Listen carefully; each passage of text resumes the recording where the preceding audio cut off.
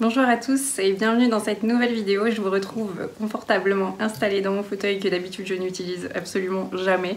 Mais je sais pas, là comme c'était pour une vidéo un petit peu différente de ce que j'ai l'habitude de faire, j'avais aussi envie de choisir un cadre et un lieu différent.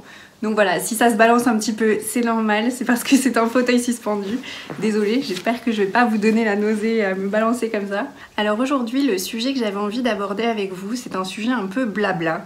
J'avais envie de vous parler de ce que m'apportent les plantes au quotidien. Alors déjà, ce que ça a changé dans ma vie, parce que ça a changé des choses et vous allez comprendre pourquoi, mais aussi ce que ça m'apporte encore aujourd'hui.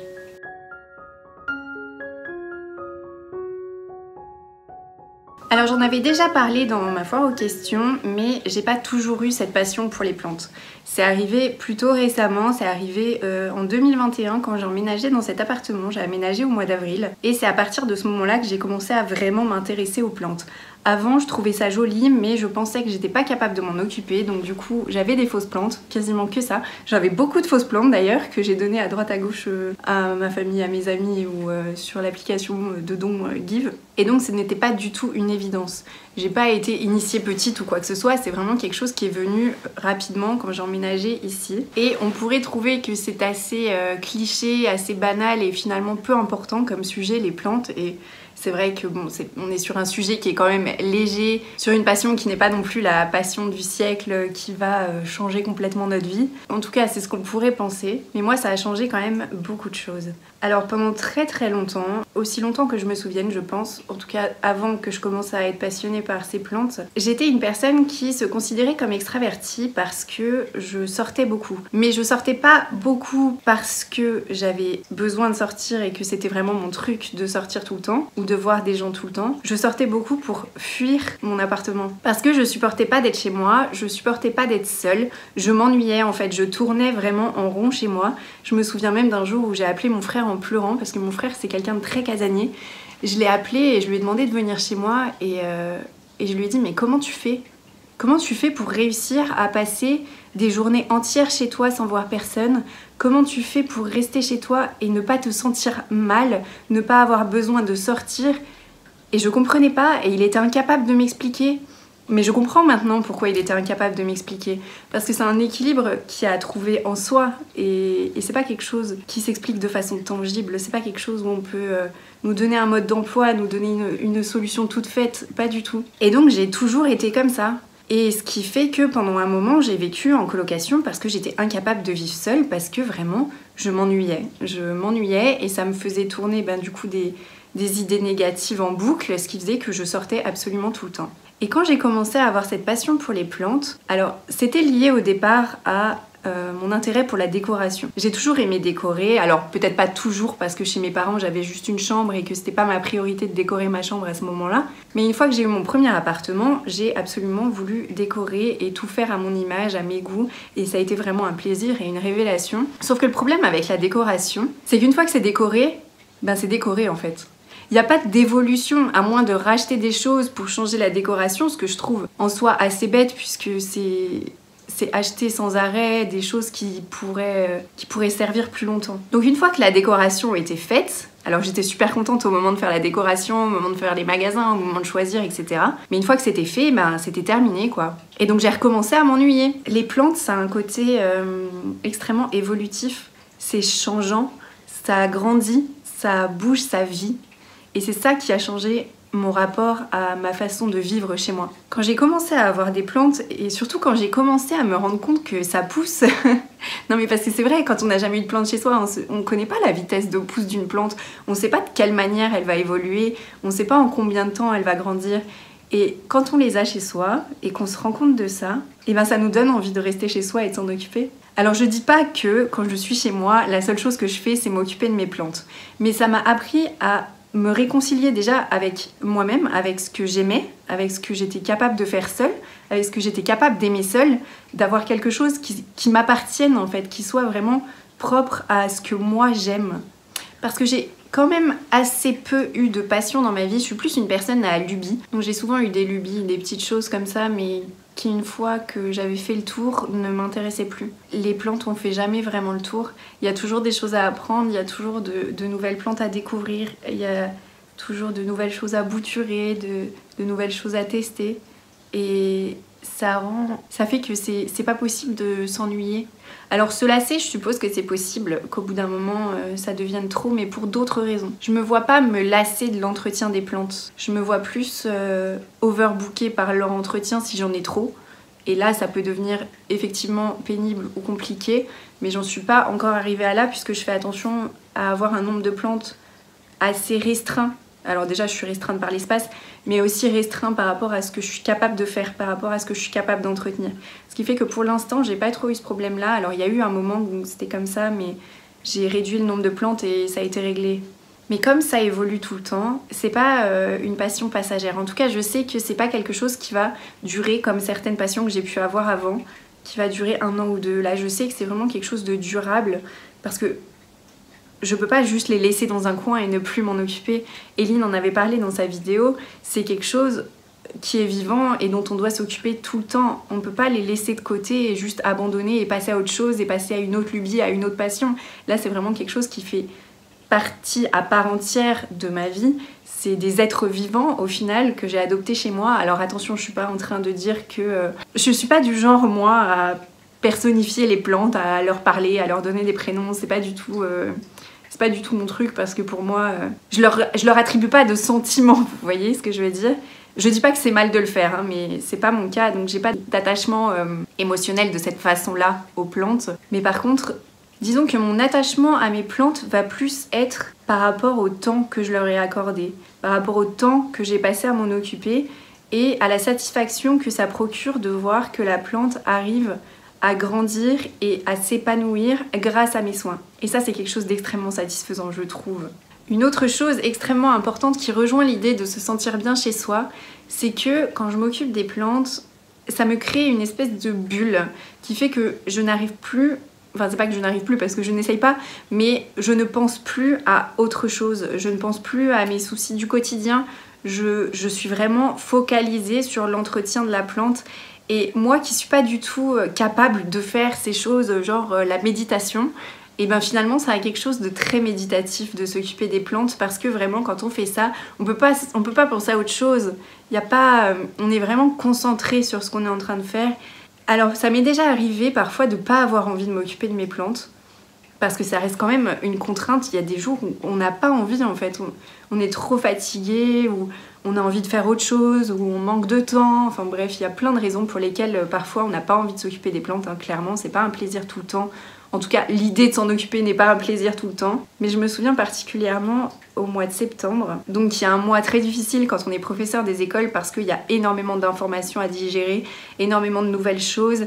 C'est émotionnellement compliqué et à la fois il y a énormément de tâches à faire et de choses à penser. Ce qui fait que c'est compliqué de se vider la tête et même la nuit, on rêve de ça. Enfin, je sais pas si tous les professeurs des écoles sont comme moi, mais en tout cas, même la nuit, c'est oppressant parce que je rêve que de ça et je refais le fil de ma journée et je refais tout ce que j'ai à penser. Enfin bref. Au mois de septembre donc, il y a eu un moment comme ça où c'était dur, où j'arrivais pas à me poser, où j'arrivais pas à penser à autre chose et où quand je rentrais chez moi, j'avais juste envie de me mettre dans mon canapé sous mon plaid et de regarder une série pour me vider la tête. Et il y a un jour comme ça où ça faisait un bon moment que je m'étais pas occupée des plantes, ou en tout cas que je l'avais pas fait aussi régulièrement que j'ai l'habitude de le faire.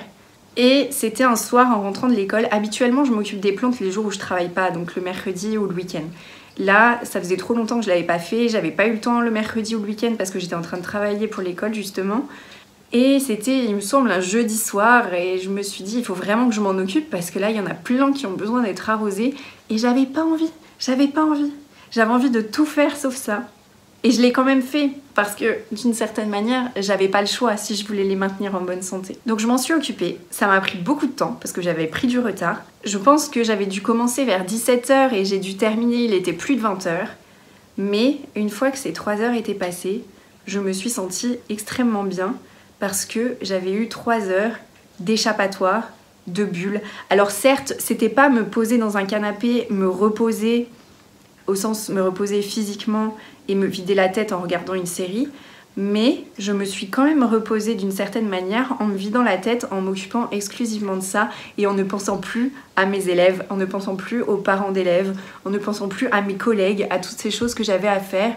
Et du coup, je me suis dit, tiens, même si j'avais pas envie, ça m'a quand même fait beaucoup de bien. Et le jour-là, j'ai vraiment réalisé l'impact que ça avait sur mon mental et sur mon équilibre. Ce que je réalisais pas forcément avant parce que ça faisait partie de mon quotidien et j'y réfléchissais pas. En fait, j'y réfléchissais juste pas.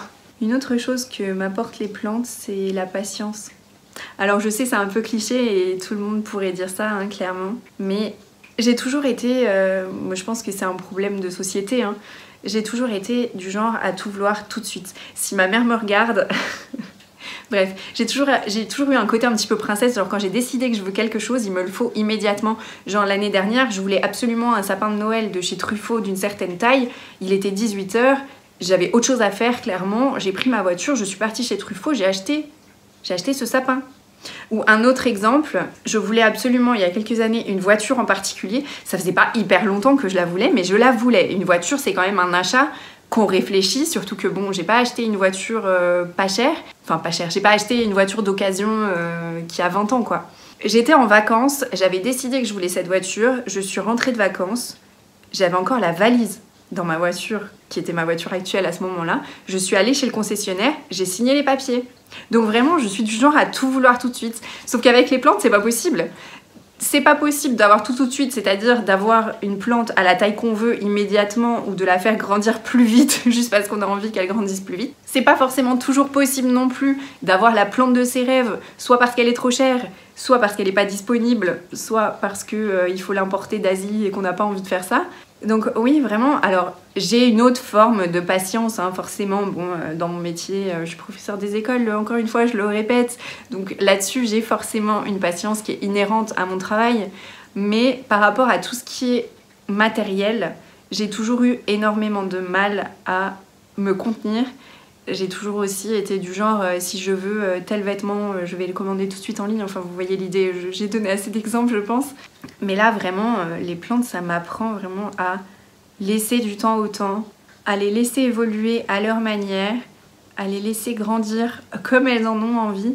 Et au final, c'est d'autant plus satisfaisant parce que quand ça fait 1 an qu'on a une plante et que on se rappelle de comment elle était quand on l'a achetée et qu'on voit le résultat. Vu qu'on les voit tous les jours, on se rend pas compte qu'elles grandissent. C'est comme quand on a un enfant, on se rend pas compte qu'il grandit. Je dis pas que mes plantes sont mes enfants, hein, mais vous voyez l'idée. On se rend pas compte au quotidien.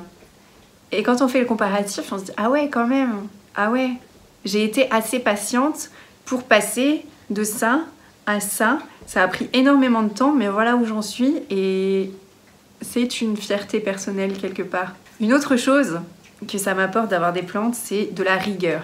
Alors je suis quelqu'un globalement quand même d'assez organisé et d'assez rigoureuse sur ce que je fais, mais par contre, par rapport aux tâches que j'ai à faire, je suis quand même du genre à reporter au lendemain. Le ménage par exemple, c'est typiquement le genre de truc que je repousse au lendemain. Ma machine à café, je dois la détartrer depuis 3 mois. À chaque fois que j'ai une to-do list de ménage à faire, je le mets dedans, je ne le fais jamais.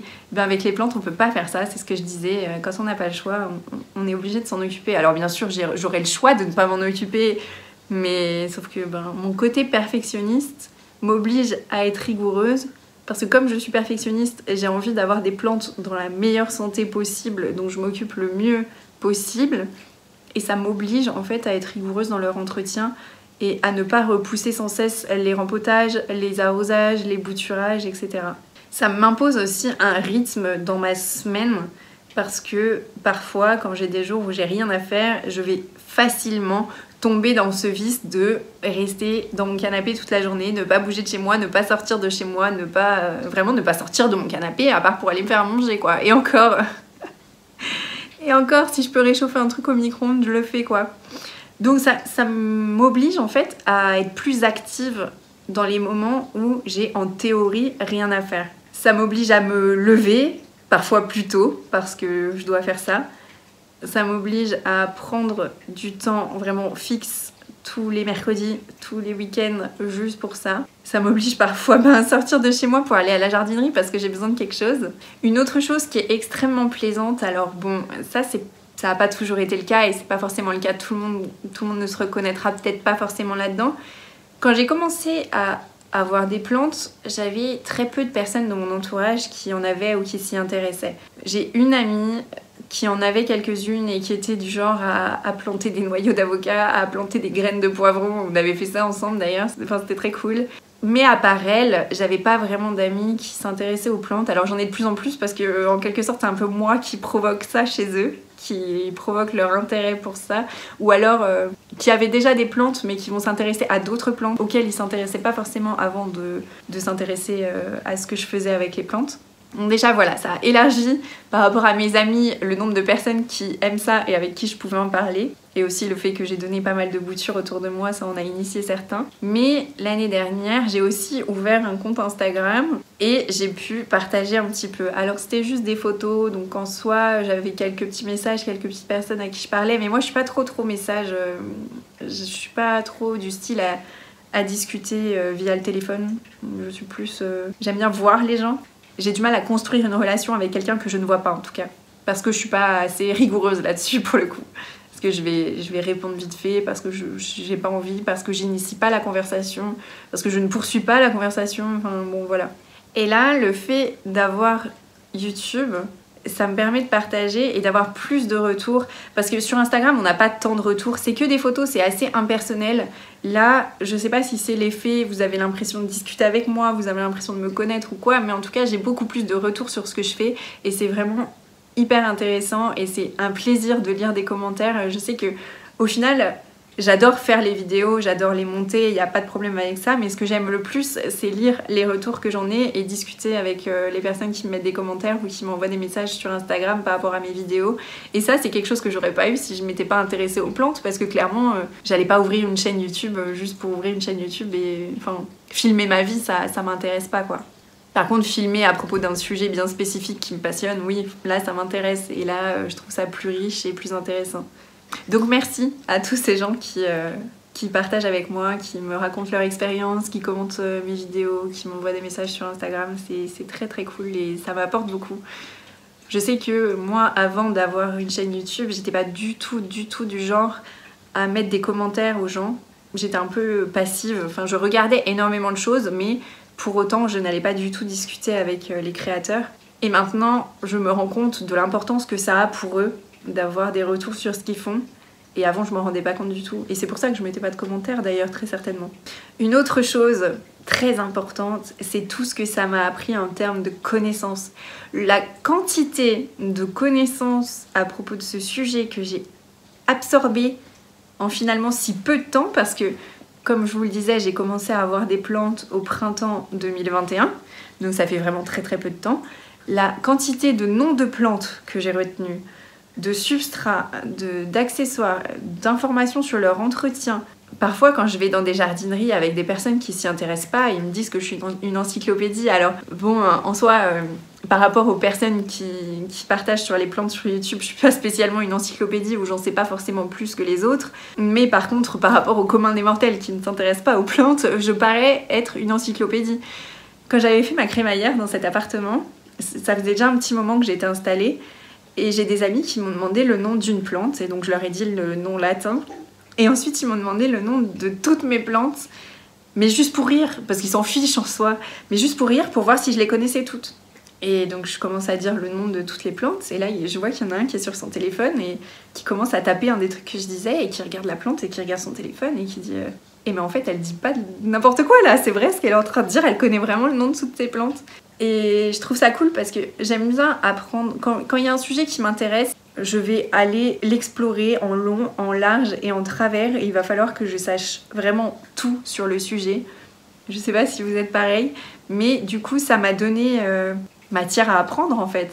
Et du coup aussi, d'une certaine manière, ça m'a donné de quoi transmettre, que ce soit à mes amis qui n'y connaissaient rien, ou à ma cousine. J'ai une cousine qui s'intéresse aux plantes et qui me pose des questions tout le temps, mais moi j'adore lui répondre. Donc ça m'apporte ça, cette transmission aussi à mes élèves, puisque si vous me suivez, vous savez que j'apporte des plantes dans mes classes pour que mes élèves apprennent à s'occuper des plantes. Même ma mère, je lui ai appris à s'occuper d'une plante, et aujourd'hui elle en a 4 ou 5 chez elle, ce qui est incroyable, puisque ma mère... Vraiment, les plantes, c'est vraiment pas quelque chose qui l'intéresse, quoi. C'est à peine si elle arrive à les trouver jolies. Donc voilà, je crois que j'ai fait le tour de tout ce que m'apporte cette passion assez récente. J'espère que ça vous aura plu, ce côté un petit peu plus blabla, détente, discussion, etc. N'hésitez pas à me dire vous en commentaire s'il y a des choses dans lesquelles vous vous reconnaissez et s'il y a d'autres choses que les plantes vous apportent que je n'ai pas abordées. C'est possible que j'ai oublié plein de choses parce que c'est très possible que ça m'apporte bien plus que ce que je me l'imagine. Et je vous dis à bientôt pour une prochaine vidéo. Salut!